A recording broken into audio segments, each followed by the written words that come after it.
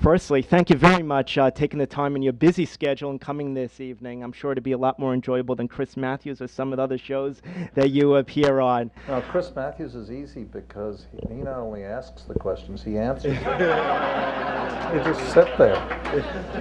I promise I won't answer the questions this evening. Can terrorism be defeated? There's a nice easy start. See, you're worse than Chris Matthews. He would answer the question. Terrorism is not an enemy. The distinction is between tactics and specific.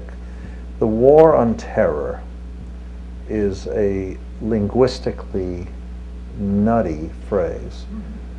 That's like saying the war on blitzkrieg or the war on cancer. No, that's not even a good analogy, because cancer is a very specific thing. Like the war on poverty. There's certain things that will always be with us.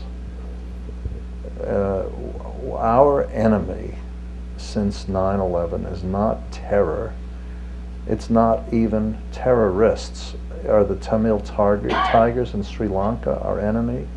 Is the Liberation Front, the Polisario in the Western Sahara, our enemy? No.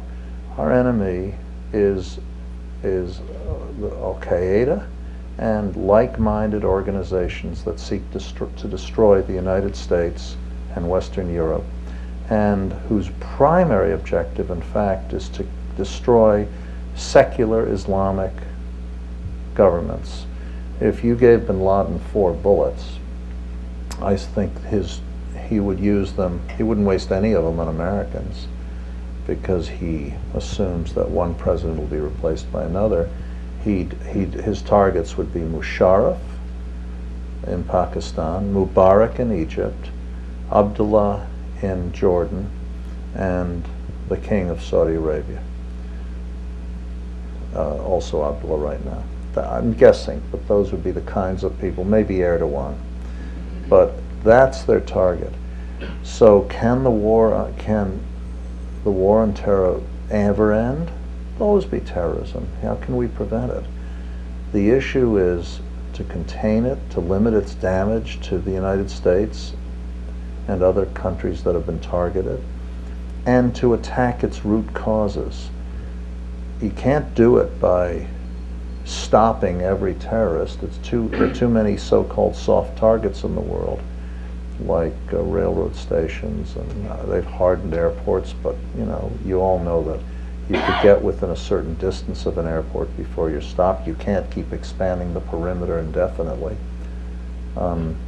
Technology is useful but has its limits.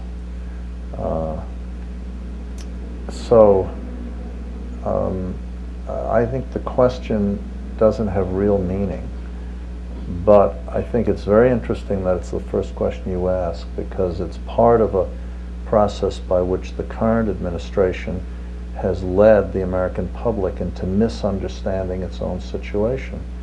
In World War II, we had a clear enemy. It had a capital, Berlin, Tokyo. In the Vietnam War, there was a clear enemy.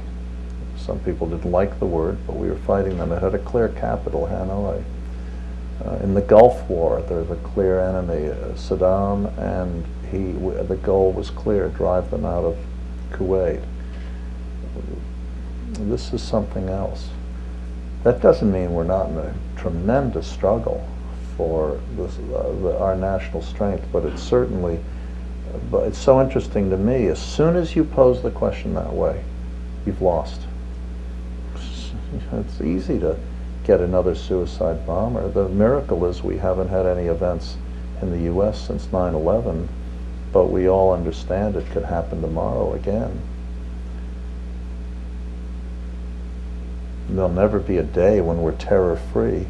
Those of you with historical bents know that there was a wave of similar activity with suicide, effectively suicide bombers in the 1890s, running up to Sarajevo in 1914.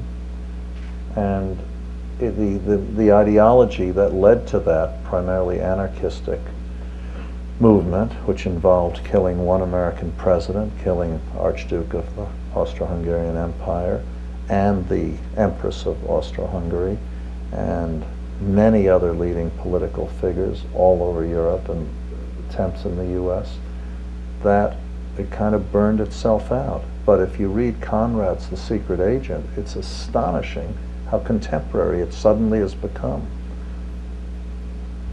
Joseph Conrad's Secret Agent, I should have said. Very interesting.